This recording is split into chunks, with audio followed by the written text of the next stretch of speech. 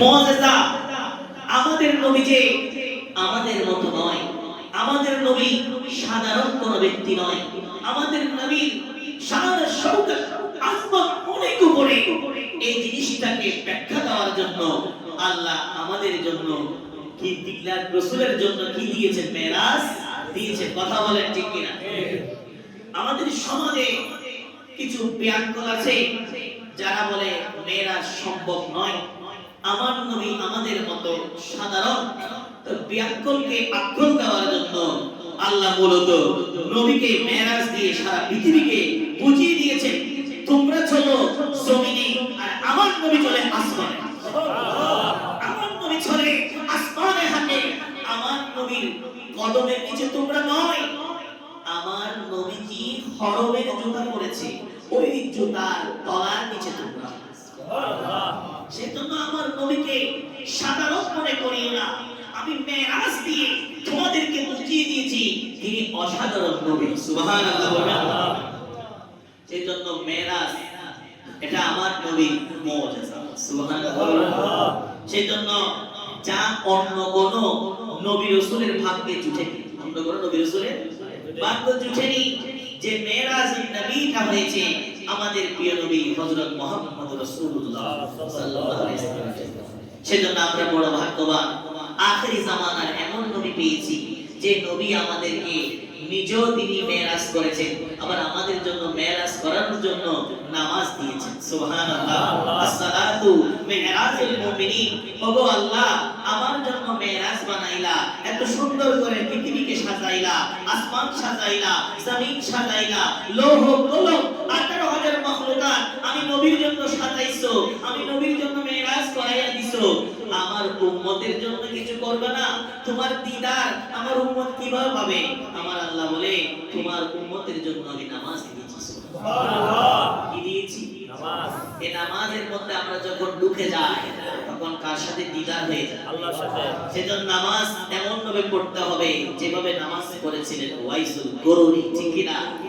যেভাবে নামাজ পড়েছেন বেলাল হাবশী, যেভাবে নামাজ পড়েছেন সিদ্দিক আকবর, ফারুক আজম, ওসমান গনি, মাওলা আলী শের খুদা, তাদের নামাজ এমন নামাজ যে নামাজের মধ্যে আল্লাহর সাথে দিদার সৃষ্টি হয়। সুবহানাল্লাহ। কথা বলেন ঠিক কি না? তো মেরাজ মানে কি? মেরাজ অর্থ হলো উত্তগমনের সিঁড়ি। উত্তগমনের উপরে ওঠার সিঁড়ি, ঠিক আছে? মসজিদে হারাম থেকে মসজিদে আকসা পর্যন্ত, মসজিদে হারাম থেকে মসজিদে আকসা পর্যন্ত ভ্রমণকে বলা হয় আসরা। কি বলা হয়? আসরা। আসরা। সুবহানাল্লাযী আসরা। সুবহানাল্লাযী আসরা।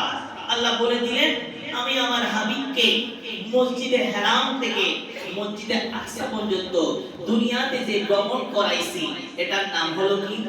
আসরা। আর এটা কোরআন মাজিদ দ্বারা প্রমাণিত। এটাকে যদি কেউ অবিশ্বাস করে তাহলে সে কাফের হয়ে যাবে। ঠিক নেবে? ঠিক। কেউ যদি বলে যে আমি আসরা মানি না, আসরা বলতে কিছু নাই, মেরাজ বলতে কিছু নাই, এই কথা যদি কোনো ব্যক্তি বলে সে বেঈমান হয়ে যাবে। কি হয়ে যাবে? বেঈমান হয়ে যাবে। সেজন্য মসজিদে হারাম থেকে মসজিদে আকসা বাইতুল মুকাদ্দাস পর্যন্ত যেই ভ্রমণটা আল্লাহ করাইছেন ওটাকে বলা হয় আসরা। আর মসজিদে আকসা থেকে সপ্তম আসমান পর্যন্ত যে ভ্রমণ করিয়েছেন ওটাকে বলা হয় মেরাজ। এটাকে বলা হয় মেরাজ। তাহলে মসজিদে আকসা থেকে সপ্তম আসমান পর্যন্ত ওই ভ্রমণটাকে কি বলা হয়? মেরাজ বলা হয়। আর আসমান, সাত আসমান থেকে কাবে কাউসাইন পর্যন্ত, লা মাকাম পর্যন্ত যে ভ্রমণ আল্লাহ করিয়েছেন এটাকে বলা হয় মেরাজ। এটা কি বলে? মেরাজ। মেরাজ, আসরা, মেরাজ, মেরাজ। কথা বুঝতে পেরেছেন? এখানে তিন স্টেপের ভ্রমণ আল্লাহ নবীকে করিয়েছেন। সুবহানাল্লাহ। আল্লাহ নবীকে আল্লাহ ভ্রমণ করালেন, মেরাজে নিয়ে গেলেন। মেরাজে যাওয়ার সময় আল্লাহর নবীজি দয়াল নবী কিতাবের মধ্যে আছে আমার নবীজি চাচার বোন উম্মে হানির ঘরে ছিল। ঘর থেকে একটু ঘুমালেন, খাতিবে কাবার মধ্যে যখন ঘুমালেন, আল্লাহ বলে, ও জিবরাইল তুমি কোথায় আছো? তুমি বসে থাকিও না, আমার রহমতুল লিল আলামিনকে দোলা বানাইয়া আমার কাছে নিয়ে আসো। আল্লাহর নবীজি ঘুমাচ্ছিলেন। ঘুমন্ত অবস্থায় নবীজি যখন নেওয়ার জন্য জিবরাইল আসলেন, জিবরাইল দেখতে পেলেন নবী ঘুমন্ত। জিবরাইল বলে, ও আল্লাহ, তোমার হাবিব তো ঘুমাইতেছে, তাকে কিভাবে ডাকি? তাকে ডাকলে তো ঘুম ভাঙালে তো বেয়াদবি হয়ে যাবে, তিনি তো রহমতুল লিল আলামিন, তাকে কষ্ট দিলে আপনি রব্বুল আলামিন কষ্ট পাবেন, আমি তো দয়াল নবীকে কষ্ট দিতে পারবো না। আল্লাহ বলে, জিবরাইল তোমাকে আমি যখন বানাইছি, তোমার যে জিহ্বাটা আমি বানাইছি, জিহ্বাটা আমি ঠান্ডা করে বানাইছি, এই জিহ্বাটা আমার দয়াল নবীর নূরানি খতমে লাগাইয়া দাও, দেখবে আমার দয়াল নবী ঘুম থেকে উঠে যাবে। আমার দয়াল নবী ঘুম থেকে উঠে যাবে, তোমার জিহ্বাটা একটু লাগাইয়া দাও। আর দেরি করলেন না, জিবরাইল আমিনের ওই জিহ্বাটা নবীর কদমে লাগাইয়া দিলেন। লাগাইয়া দেওয়ার কিছুক্ষণ পর আমার নবীর নূরানি চোখ খুলে গেল। বলছি, ইয়া রাসূলুল্লাহ, ইয়া হাবিবাল্লাহ, আপনার কাছে দোলা বানাইয়া আল্লাহর দিদারে আমির জিবরাইল নেওয়ার জন্য এসেছি। সুবহানাল্লাহ। অসংখ্য লম্বা ঘটনা, অনেক ঘটনা আছে। আল্লাহ পাক জিবরাইলের মাধ্যমে বুরাক পাঠালেন। কি পাঠালেন? বুরাকের সওয়ারি করে আমার নবীকে মেরাজে নিয়ে যাবেন। বুরাকের গতি অনেক বেশি, গতি অনেক বেশি। আমরা যখন একটা সুইচ মারি, সুইচ দিলে লাইট কি হলে জ্বলে ওঠে, এটা বিদ্যুতের গতি। এটা কি? বিদ্যুতের গতি। সুইচ দিলে লাইট জ্বলে, পাখা জ্বলে, বিদ্যুতের শক্তি, সায়েন্সের শক্তি। আর বুরাকের চেয়ে হাজার গুণ শক্তিশালী বেশি। এই বুরাকে চড়ে আমার নবী আল্লাহর দিদারে যাবেন। সুবহানাল্লাহ। বুরাক রাখা হয়েছে। ইয়া রাসূলুল্লাহ, আপনি কোন বুরাকে উঠবেন? দেখতেছে সব বুরাক বলে, ইয়া রাসূলুল্লাহ, আপনি আমার কাঁধে উঠুন, আমার কাঁধে উঠুন। কিন্তু একটা বুরাক আছে, সেই বুরাক কিছুই বলে না, শুধু কান্না করে, কান্না করে। আল্লাহ রাসূল বলে, ও বুরাক তুমি কাঁদছো কেন? বলতেছে, আমি ইয়া রাসূলুল্লাহ কাঁদতেছি, সব বুরাককে আমি বলতে, সব বুরাকরা বলতেছে আপনাকে নিয়ে যাওয়ার কথা, কিন্তু আমি তো বলতে পারছি না, আমার একটা ডানা বাঁকা। মানে কি বাঁকা? এই ডানার উপর আপনাকে কিভাবে তুলবো? আপনাকে আমি তুলতে পারতেছি না, বলতে পারতেছি না, এই ব্যথায় আমি কাঁদতেছি। রাসূলুল্লাহ বলে, আমি কোন বুরাক উঠবো না, আমি তোমার উপরতে আজকে মেরাজ করব। সুবহানাল্লাহ। আমার নবীর কদমের লাগার সাথে সাথে ওই বুরাক আগের চেয়ে আরো বেশি শক্তিশালী হয়ে গেলেন। সুবহানাল্লাহ। আমার নবীর মেরাজটা কি সশরীরে হয়েছে নাকি স্বপ্নে? সশরীরে। নবীর মেরাজ হয়েছে সশরীরে। বিশ্ববিখ্যাত কিতাবে টিংলার মুফাসসিররা ঘোষণা দিয়েছেন, সুবহানাল্লাযী আসরা বিআবদিহি। বেআব্দি কা মানা क्या है? বেআব্দি দ্বারা কি বোঝায়? বান্দা বোঝায়। বান্দা হওয়ার জন্য দুইটা জিনিস লাগে, একটা হলো রূহ আর একটা হলো জিসিম।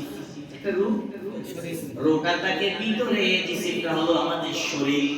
তা আব্দুল বলে আল্লাহ ঘোষণা এই জন্য দিয়েছে, কারণ আমি আমার নবীকে সশরীরে মেরাজ করাইলাম। সুবহানাল্লাহ। নবীকে যদি সশরীরে মেরাজে নিয়ে নাই যেত, তাহলে কাফেররা এটা বিশ্বাস করত না।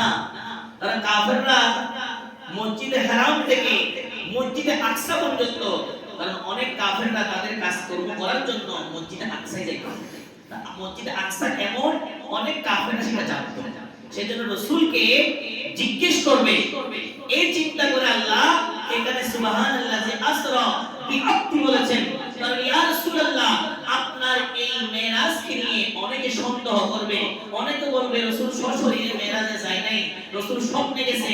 সেজন্য আমি এখানে সাইয়ের রূহ বলতে পারতাম, রূহানি জগতে গেছো, আমি এটা বলে নাই। আমি কোরআনের মধ্যে বলে দিলাম বিআবদিহি, আমার নবী রূহ জিসিম একসাথে সাথে সশরীরে মেরাজে গিয়েছেন। সুবহানাল্লাহ। রূহ এবং जिस्म को मिलाकर मुस्तफा ने मेराज किया। সুবহানাল্লাহ। নবীজির মেরাজটা সশরীরে হয়েছে।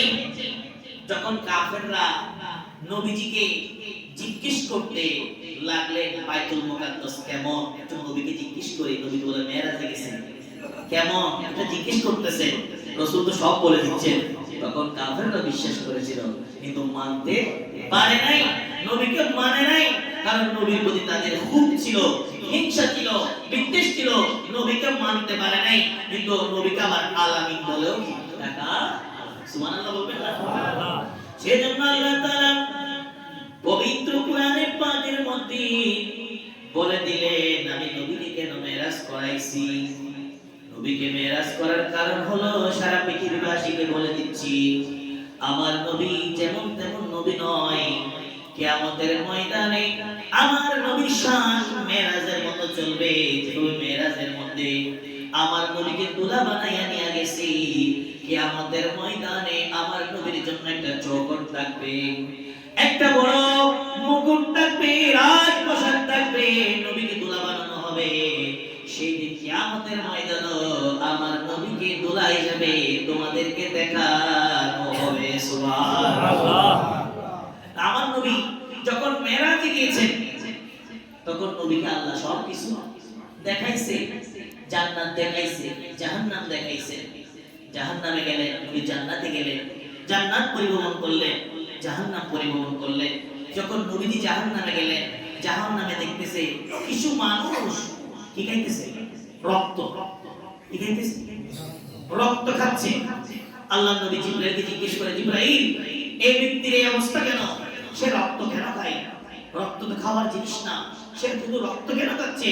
আল্লাহ নবী বলছে সে যখন দুনিয়াতে ছিল তখন সে এতিমের হক মারি, এতিমের হক কি মারি খাইছে, যার কারণে সে জাহান্নামের মধ্যে রক্ত খাচ্ছে।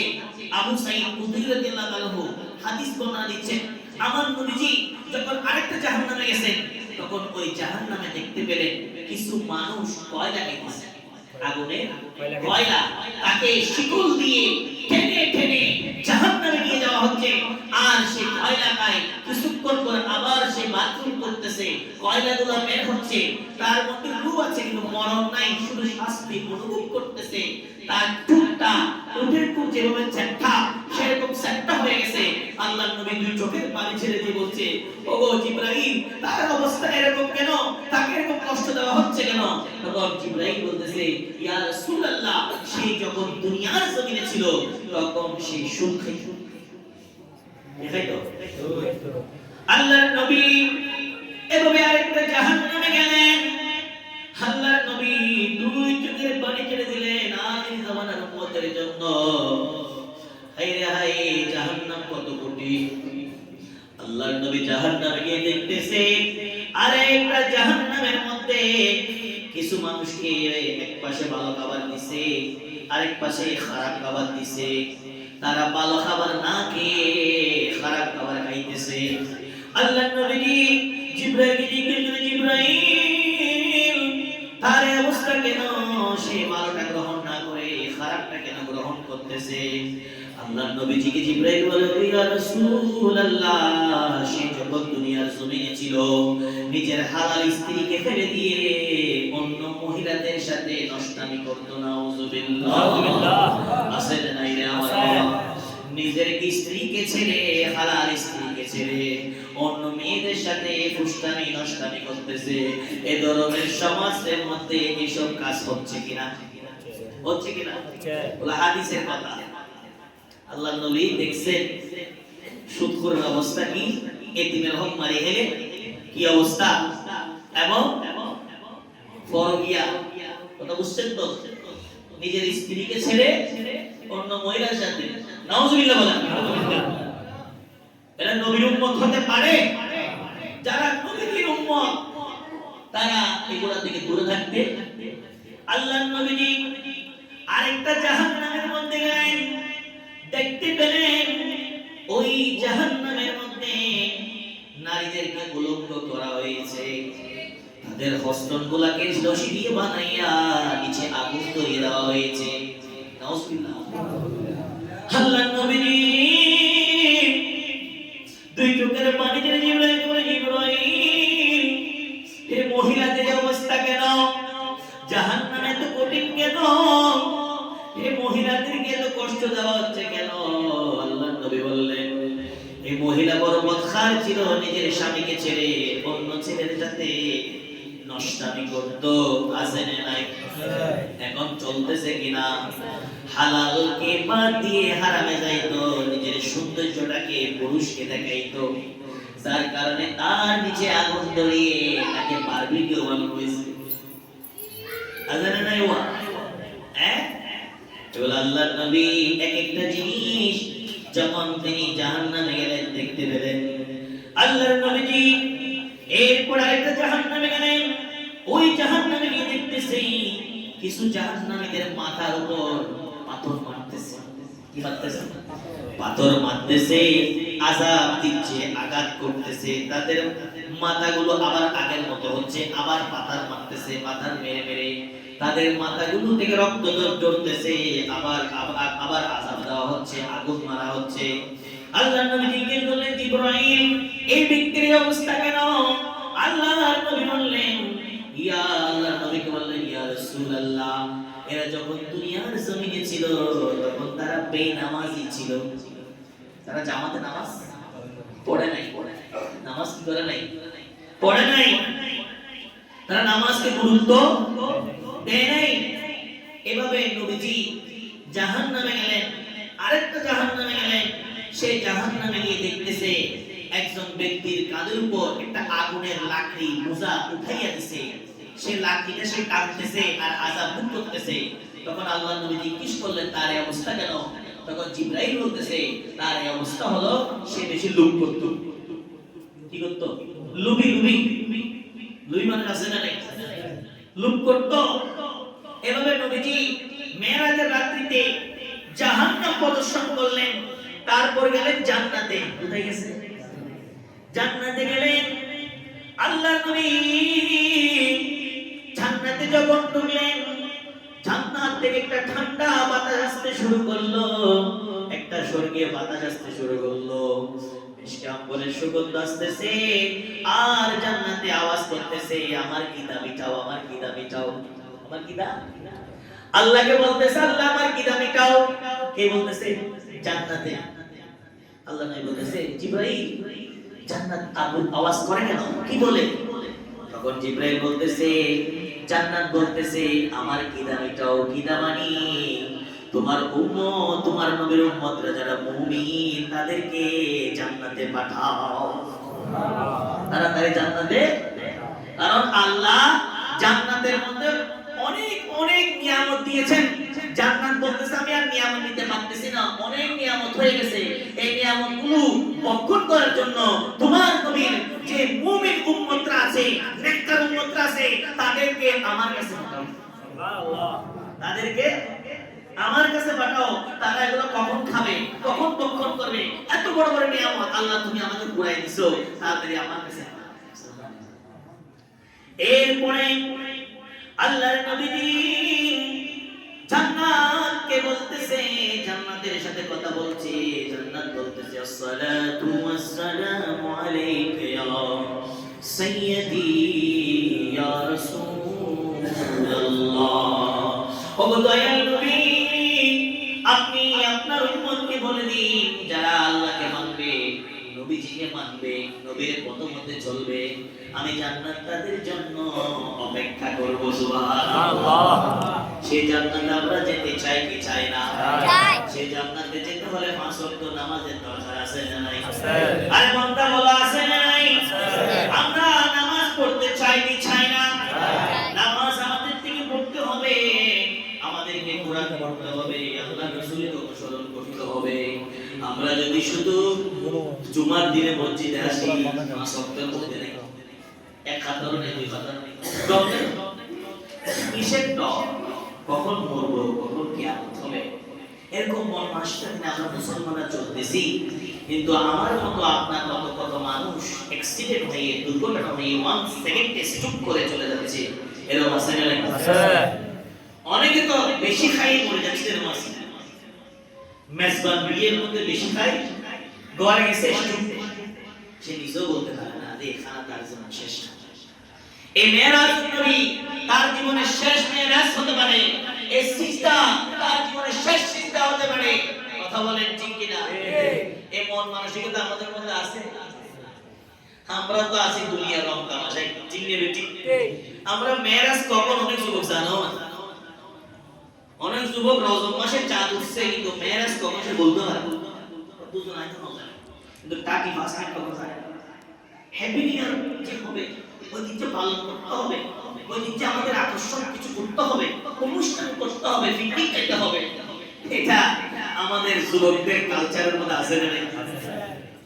কিন্তু মেরাজুন নবী আসতে যে ইবাদত করতে হবে, যে রাতে ইবাদত করলে 100 বছরের ইবাদতের সওয়াব পাওয়া যায়।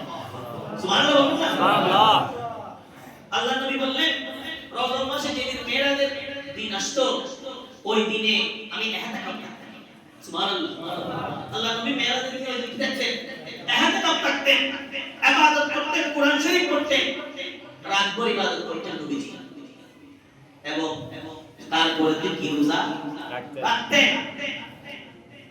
সেজন্য আমাদের থেকে আজকের রাতে কি করতে হবে বলেন না? ইবাদত করতে হবে। আজকের রাতকে অবহেলা করা যাবে না। আমরা কি আজকের রাতকে অবহেলা করব? না। অনেকে বলবে যে ভাই এত রাত থাকতে এই রাতের গুরুত্ব কি বলতে পারে? একটা কথা মনে রাখবেন, কিছু মানুষ বলে ইবাদতের জন্য নির্দিষ্ট টাইম দরকার নাই, এরকম কিছু বক্তব্য বলতেছে, কিছু আলেম বলতেছে। পৃথিবীর মধ্যে প্রত্যেকটা ইবাদতের নির্দিষ্ট না। জোহরের নামাজ জোহর ওয়াক্তে পড়তে হবে। আমি যদি ফজর ওয়াক্তে পড়ি কি হবে না? তাহলে জোহর ওয়াক্তে নির্দিষ্ট, আসরের জন্য আসরের ওয়াক্ত নির্দিষ্ট, সময় নির্দিষ্ট। আবার রমজান মাসের রোজা রমজান মাসের জন্য নির্দিষ্ট, তারাবির নামাজের জন্য নির্দিষ্ট, হজের জন্য হজের মাস। আল্লাহ প্রত্যেকটা স্পেশাল দিনকে, স্পেশাল সময়কে, ওয়াক্তকে আমাদের জন্য নির্দিষ্ট করে দিয়েছে। ঠিক নেবে ঠিক? তো অনুরূপভাবে সবগুলো রাত ঠিক, কিন্তু মেরাজ নবী আলাদা। লাইলাতুল মেরাজ রাতটা কি আলাদা, লাইলাতুল বরাতের রাতটা কি আলাদা, লাইলাতুল কদরের রাতটা কি আলাদা। এগুলো আলাদা না, এগুলো কি রাত অনেক আছে, রাতের কোনো শেষ নাই। আল্লাহ কিছু স্পেশাল সময় আমাদের জন্য নির্ধারণ করে দিয়েছেন, তার মধ্যে হলো একটা লাইলাতুল মেরাজ। সুবহানাল্লাহ সুবহানাল্লাহ। জিনে বেটি যে রাতে আমার নবীকে দোলা বানাইছে এর চেয়ে বড় খুশি খবর আর কিছু হইতে পারে না। তো সে রাতে আমরা কি উৎসব করব না? নামাজের মাধ্যমে করব না, ইবাদতের মাধ্যমে করব না, কোরআন তেলাওয়াতের মাধ্যমে করব না? সেজন্য আল্লাহ নবী কি আজকে মেরাজ গমন করেছেন, করবে রাত্রি। আজকের রাতটিকে আমাদেরকে ইবাদতের মাধ্যমে কাটাতে হবে। তো ইবাদতের মাধ্যমে কিভাবে কাটাবে? নামাজ পড়তে হবে। কি পড়তে হবে? নামাজ পড়তে, নামাজ ঠিক রাখতে হবে। কি রাখতে হবে? নামাজ বাদ দেওয়া যাবে। মনে করেন আমার ভাই কি করছে, বিয়ে করছে, তার আত্মীয় স্বজন থেকে মেয়ের পক্ষ থেকে তার জন্য কি আনলো, খানা মিষ্টি চায় না। সে যদি গুলো করে না রেখে যদি ফেলে দেয়, এই সম্মান না অসম্মান? আমার নবী মেরাজ থেকে কি আনলেন? নামাজ এনেছেন। কি এনেছেন? উম্মতের জন্য নামাজ এনেছেন। আর আমরা যদি সেই নামাজ না পড়ি, নবীকে কি সম্মান করলাম নাকি অসম্মান? এত বড় নিয়ামত নামাজ এনেছেন। as-salatu mi'rajul mu'minin। সেই নামাজ আমাদের কি করতে হবে? পড়তে হবে। আজকে রাত্রিতে আমরা কি করব? ইবাদত করব। কিভাবে করব? এশার নামাজে নফল এবং সুন্নতের পরে 12 রাকাত পারি, 20 রাকাত পারি, আমরা নফল নামাজ আদায় করব। কি করব? নফল নামাজ আদায় করব। এই নামাজ পড়ার জন্য কোনো দলিল লাগবে না। এখন তো বলবো ভাই দলিল নেই, কিছু নেই। আছে, সব কি আছে, কিতাবের মধ্যে হাদিসের মধ্যে আছে। মেরাজ আছে না? আছে। তো মেরাজ থাকলে মেরাজের মধ্যে নামাজ আছে, তো নামাজ পড়লে অসুবিধা। সেজন্য আজকে রাতে আপনি সুন্দর মতো করে নিজেকে পরিপাটি করবেন। গোসল তো করছেন, আতুর সুরমা লাগাইয়া মসজিদে ঢুকবে, নিজের জীবনকে বলবেন হাই রে হাই, জানি না আগামী মেরাজ আমি পাই কি নাও পেতে পারি। এই কাতারে অনেকজন ছিল, ছিল না? এই কাতারে অনেকজন ছিল, এই কাতারে অনেকজন ছিল যারা গত বছর মেরাজ নবীতে ছিল, কিন্তু এই বছর নাই, নাই, কবরে চলে গেছে। তো নিজের জীবনের শেষ মেরাজ নবী মনে করে আজকে মসজিদে ঢুকবেন, ঢুকে সুন্নত এবং নফলের পরে 12 রাকাত কি করবেন? লাইলাতুল মিরাজের নামাজ পড়বেন। নাওয়াইতু আন উসাল্লি লিল্লাহি তাআলা কাতি সালাতি লাইলাতুল মিরাজ নফলুল্লাহি তাআলা মুতাজ্জালিল জান্নাতি কাওয়াল ইনশাআল্লাহ।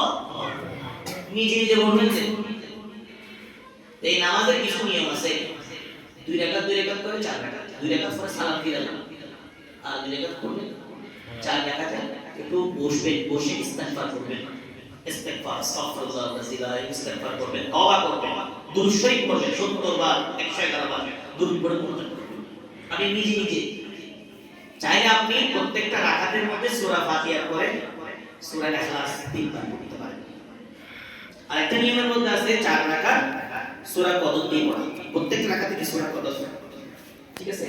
এরপরে দ্বিতীয় 4 রাকাতের মধ্যে সূরা নাসর, সূরা কি ইজা জা নাসরুল্লাহি দিয়ে পড়া, এরপর মোনাজাত। এরপর আবার তৃতীয় 4 রাকাতের মধ্যে প্রত্যেকটা রাকাতে সূরা ইখলাস দিয়ে পড়া, সূরা ইখলাস দিয়ে এগুলা পড়িয়ে আল্লাহর কাছে 2 হাত তুলে ক্ষমা চাইবেন।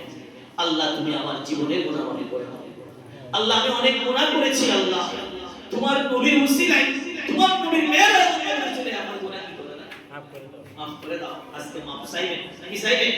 মাফ চাইবেন। সেজন্য সম্মানিত হাজিরিন, আমাদের